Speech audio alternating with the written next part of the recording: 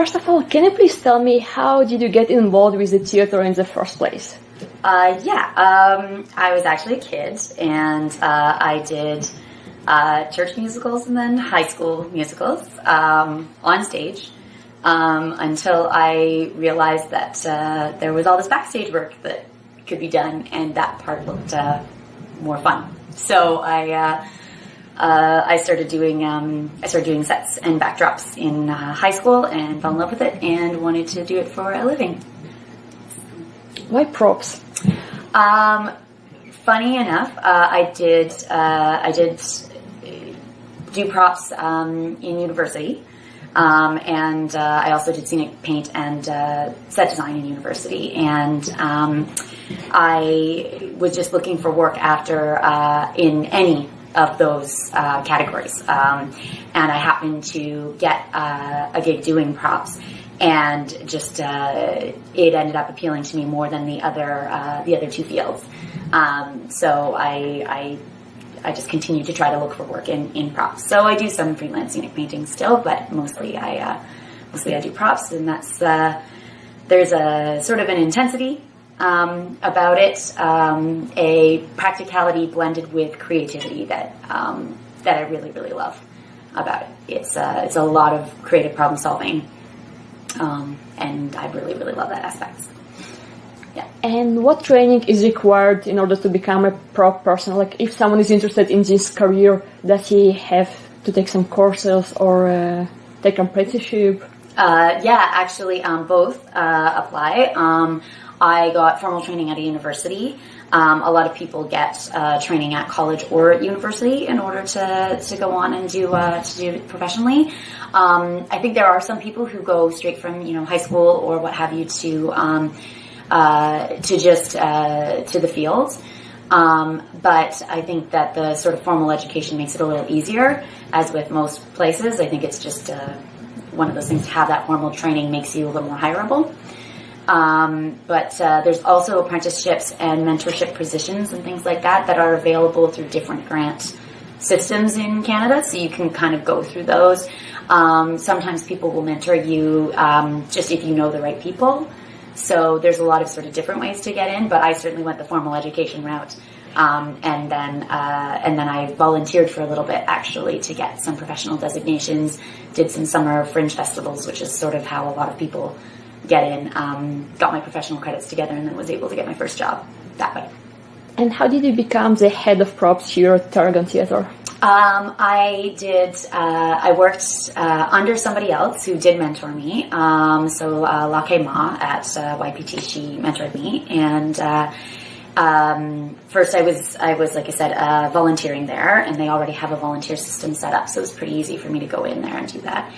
And then she brought me on as a paid person as I progressed. And then when I was ready, I got a recommendation to Summer Theatre Festival, and I ended up having to cover for the head of props there because she got sick. So there were just two large shows that were going on simultaneously. So kind of she took one and I took the other so that she could recover a little bit. And I was able to get this job actually straight after that because I had some experience sort of from that summer theater. So, yeah.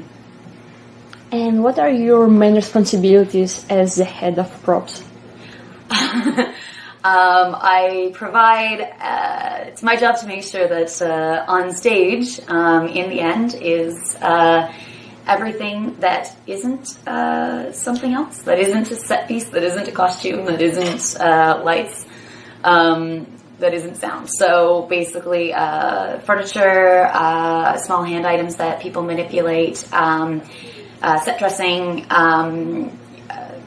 light fixtures, a lot of these things I work in cooperation with other people on and other departments on, but kind of anything that's handled on stage or that's sat on stage or eaten at or that isn't the walls and the floor and the clothes. Yeah. So to talk about what my responsibilities as head of props are, I think it's first understanding what props actually are.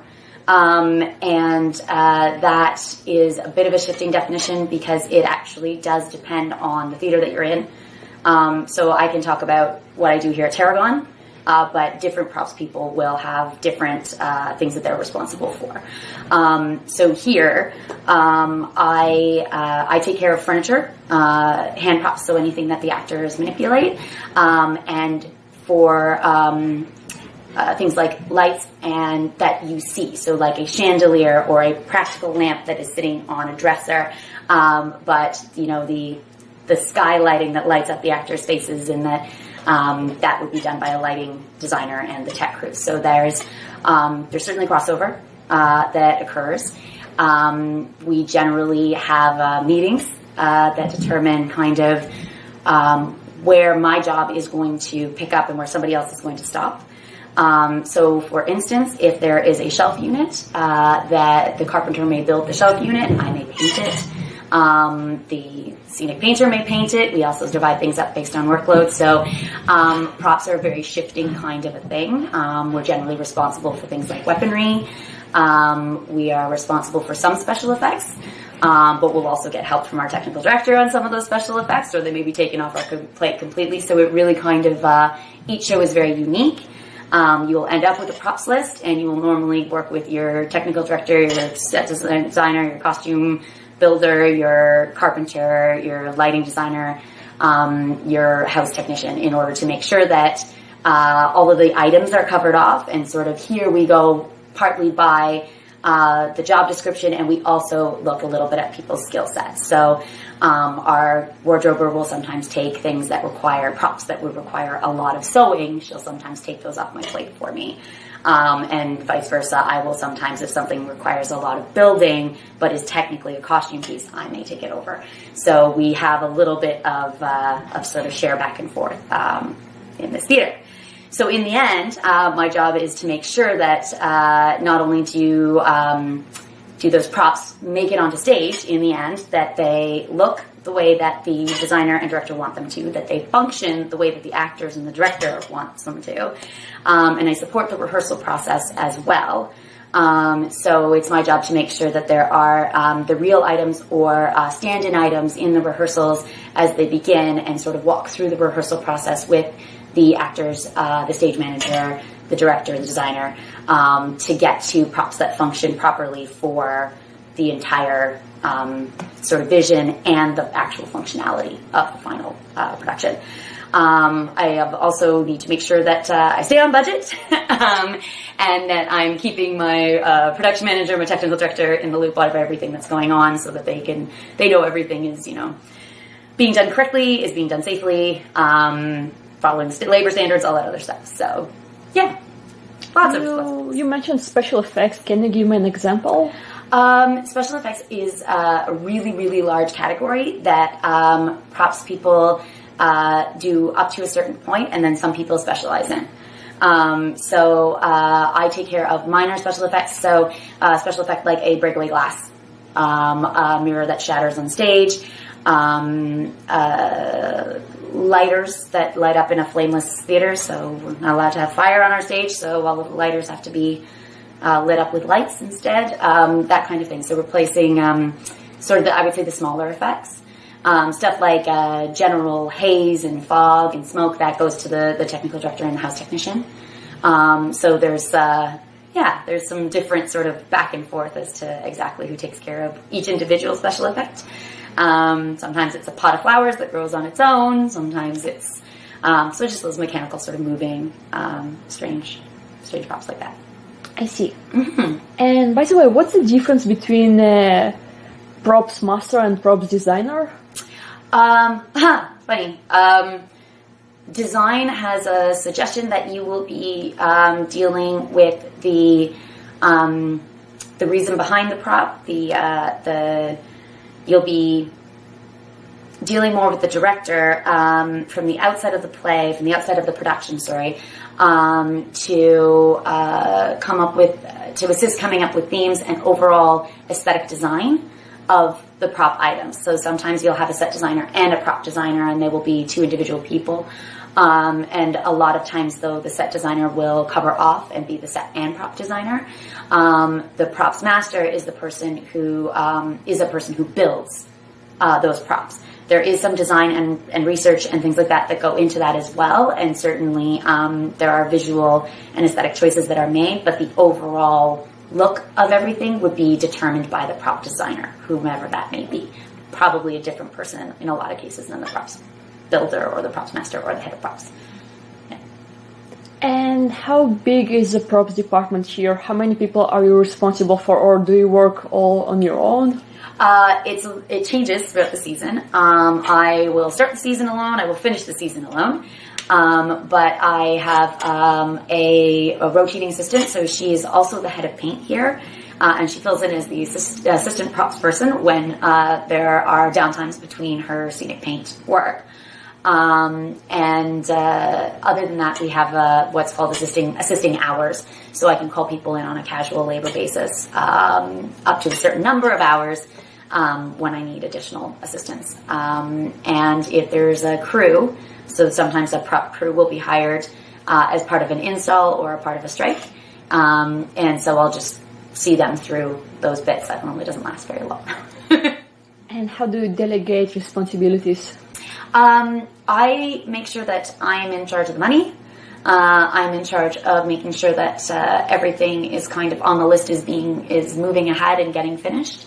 And then when assistants do come in, we kind of joke that it's the best and worst of all the jobs, because they will often be assigned to build a really great prop because you're too busy making sure all the little bits get done. But they'll also be assigned to sweep up the shop and to tidy up after you and to do the really boring, really repetitive work, like make 300 individual flower blossoms or something like that. Wow. Yeah. So we kind of do kid around that they get the best and the worst parts. So yeah, a lot of times when you are the head of props, you do give away some of your builds that are interesting. But I do try to hold on to them because big part of the reason I got into this was the really big, interesting builds. So yeah. What do you like the most about this job? I kind of like most of it. I really do. It's kind of the reason I chose it was because it's challenging in most of the ways that I like. So I love doing the really complex builds. I love doing the figuring out what seems like an impossible set of parameters assigned to any given prop, and then sort of overcoming those parameters. I like being challenged in that way. So I think that, but I also really enjoy the sort of collaborative theater environment and working with my colleagues and with the set designers and the directors and the actors to get them the best possible thing on stage. So I love a lot of it. I don't love paperwork. That's probably the part I don't like. Don't like budgets. Makes sense. That's necessary, but yeah. Kara, can you please tell me about the Tech Week? I can tell you about Tech Week from my perspective for sure. Tech Week is different for every person who's in the theater. The actors have their own schedule. The house tech will have their schedule. For me, it really, really changes based on exactly how prop heavy the show actually is, how prepared we are when we go into the space. But Tech Week basically starts with the set being installed. The set is already built and it's being installed on stage. And we are every day adding the elements to the stage that will become the final set that you see when you come in, the final set, lights, sound, costumes, everything. And so it all starts to kind of come together on the stage during Tech Week. And then the actors will begin to have these longer rehearsals where they'll be working with all of the real items partway into that Tech Week. We start out at the beginning by having, in the props department anyways, we start out by having a load-in. This happens just before the actors get on stage normally. If there's some set dressing to be done ahead of that, we normally get some time before the actors are on stage. But it's normally the morning of or the night before the actors are going to be on stage. So it's a bit of an intense timeline to get everything set up for us. And then From there, we start going into really long rehearsal days where we'll start watching rehearsals, we'll start being here, and we'll be madly adjusting things that, for whatever reason, they worked in the rehearsal hall, but now that we're on stage, they're not working. So it can be blocking changes, it can be, you know what, we're having a hard time, you know, getting light over here, can we make this thing brighter? You know what, we thought this whole technique here, or this special effect was going to work really well, but it's not reading from that far away, so now we have to make it bigger. So we'll deal with all the sort of like, oh, this is some unforeseen stuff. We'll kind of deal with that during Tech Week. So if it's a relatively simple show, Tech Week can be pretty painless. But if it's a more complicated show, I'm here a lot. I'm at the theater for sometimes from 8 o'clock in the morning till midnight. Sometimes, not all the time, but there are days where it goes like that. Do you have any days off during Tech Week or non-stop? We normally have a day off, day or two off before it starts, and then we get a couple days off after it's over. It will probably go 10 days without a day off before during a larger show with a lot of props. But you're ready for it. You know that they're happening. There's only so many per year. So you just prepare for it. And the nice thing is, after Tech Week, the week following is really, really slow. So you get to sleep in a little bit and take back some of that overtime that you use. So you just sort of plan for it and you survive. And it's actually kind of part of the fun. That madness at the end is it's a little bit, it's part of the entertaining part of this job. You know, there are different stages of production. We mentioned Tech Week, but what's your favorite stage? And how many different stages are there? I'm not sure. Well, again, in our theater, because theaters can do things a little differently than each other, but there is a bit of a standardized model. So you start with your, normally your prep week, which happens the week before the actors get here. That's normally when the stage manager comes in, they get all their stuff set up.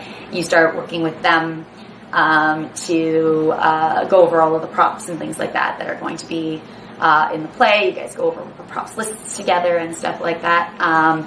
During that week, I'm normally meeting with the designer and things as well. If I haven't already met with them, I like it when I've already met with them first, but I'm definitely trying to meet with them then if I haven't had a chance to meet with them before. We're going over the vision of the play, again, the specifics of the props, how they're going to look, what they've been told about how they're going to function. And I'm doing a lot of researching. I'm doing some pre-budgeting. I'm trying to figure out, you know, costing. Can we fit? I'm given a budget, so can I fit this vision into this budget? How am I going to go about doing that? I'm looking into rental options and borrowing options and things like that. So there's a lot of sourcing that happens in that first week, and that sourcing and buying and experimenting kind of continues for the first couple weeks. And then as you get closer to the end of the run, you get closer to the end, of the rehearsal process, you're normally starting to get some solid answers out of rehearsal as to what's actually going to be the final prop, what items are going to be cut, what things have been added, and you're sort of starting to do your smaller builds. If there were any huge builds, hopefully those have been decided all the way back at the very beginning, and you've been working on them along the way. So hopefully you're finishing up some of your bigger builds, and you're tackling the smaller adjustments, like, oh, we need this book to fall open to this exact page every night. Can you glue all these pages together and stuff like that? You're taking care of that kind of, the teapot lid keeps falling off. Can you make sure that stops happening? You're dealing with a lot of that stuff. Towards the end, we don't like this chair. Can we get another one? We broke this chair. Can you fix it or get us a new one? That sort of stuff. And and you're finishing up a lot of your set decking at that point as well. But it's a very organic process. There's a very loose structure to it when it comes to this actual job, because the props change, and they can change daily. They can change very quickly. And the needs of that prop can change. The needs of the actor can change very quickly with the blocking. So the prop may suddenly have to went from being a normal pot to needing something inside that pot, or something inside that pot that doesn't fall out when you dump it upside down. So there are sort of challenges that come up throughout the entire process. You just kind of roll with that. You're answering those rehearsal notes as they come out every day. So rehearsal notes will start coming out right at the beginning with sort of information about what they've decided about the props that day in rehearsal. And you kind of want to try and add stand-ins at very least for the prop additions, by the next day or, day after if they're not going to need them right away.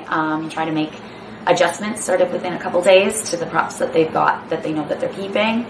And you kind of back and forth with the stage manager, throughout. I try to check in with them every couple of days and see how things are going in the hall and get everything sort of formalized. So by that week before Tech Week, you're hopefully finishing up a lot of things. You're hopefully finishing all the odds and ends, and you're cementing the last of the things that haven't been sort of cemented yet, and then you hit the stage for Tech Week. And how long can it take approximately to build a prop? You mentioned some huge builds, so... Oh goodness, things can go from 5 minutes literally to 80 hours, 140 hours, just depending on what the prop is. It really, there are some epically huge props that whole prop departments will work on. In probably, in my experience, the most amount of time I've spent on any one prop is probably 100 hours. That's probably the most amount of time on any one given item. But in that case, it's normally a pretty significant item. So there's not really, can't even say that there's an average for how long it takes, because it really depends on each individual prop and what you sort of, whether you're starting from scratch or whether you were able to find something that would get you part way there, whether you're hiring somebody else to build it. There's really, unfortunately, no sort of average. It really changes. And do you usually work on many projects simultaneously or one by one? I try not to take too many things on at once because it's tiring. But I generally, throughout the season, will end up with at least a couple small additional projects along the way. Somebody will normally just contact me and say, hey, we really need somebody to come in and paint on Sunday. It's pretty simple. Do you mind doing it? Or, you know what, we've got a really simple show. Would you mind, getting us all the props, 10 props on this props list and building us this one thing? And if I think that it's slow enough around here that I can take that on, I might just. So I would say I normally do 2 extra things during the course of the season. Can you please give me an example of maybe the most memorable or your favorite project, the most challenging one, something that really stood out? Something that sort of stands out. Wow. Well, one of the ones that stands out here that was a challenge was a statue. So one of the major props that I've done here that stood out was a garden statue that came to life. So it actually had to be built around an actor who had to sit in the costume or the prop, the wearable prop, from the top of the audience coming in, so till about half an hour into the play. So he had to sit for about an hour, completely motionless in this statue, and then half an hour in, come to life and start moving around. So that was a really, really huge challenge, making something that he could actually move around in, but that looked just like a statue, not like a painted person or something like that. Was quite a thing. So it required a lot of fittings with the actor, a lot of discussions with the director and the designer, and a lot of building time, a lot of adjusting things the last minute, sort of on stage, and coming up with a special chair with a special back so that he could sort of sit in this costume prop thing and kind of hold it. And there was some combined efforts with the head of wardrobe as well. She helped out a lot with the pants and the shoes because the pants and the shoes had to be flexible. We made the top in the prop department all very rigid, and the helmet very, very rigid as well. So it's quite a thing. The director was nice and flexible, so the back of the costume was allowed to be costume / prop. I keep calling it a costume because he wore it, but it was allowed to be completely open. So you could see some of the strapping and things like that. So that made it easier on us, and that you could see some of the hardware and how he had it on. They build it as, partly his character, that you would see that he's sort of half in this thing and half not. So yeah, that was quite a challenge. And it was really, really fun to sort of work out how he was going to do that, and exactly how he was going to sit for an hour without moving, and how we had to make that costume and prop parts, and how they had to sort of sit together so that he would be very comfortable. So that was a really really neat one. There was one where we did a series of glowing orbs in the park. It was an in the park production, and they needed a large number of glowing orbs from this size down to this size, and they all had to be independently light up and be something that could be set down on a hill and not roll away. So there were a lot of really fascinating elements to getting that to work out as well. I probably had to bring 2 other people in on that, because the number of hours to build it, the wiring, I really needed help with the wiring on it. So it was that was another big one. Those 2 kind of stand out in my mind. The other one was a breakaway vase that had to come out and hold a large bouquet of flowers, be set on a table, and then about 5 minutes later, the flowers dumped out and then broken over somebody's head. And we couldn't use sort of our standard breakaway materials for that, because the flowers would, of course, snap the typical glass, and we also couldn't afford some of it. We couldn't use sugar glass because it was melting too quickly under the stage lights.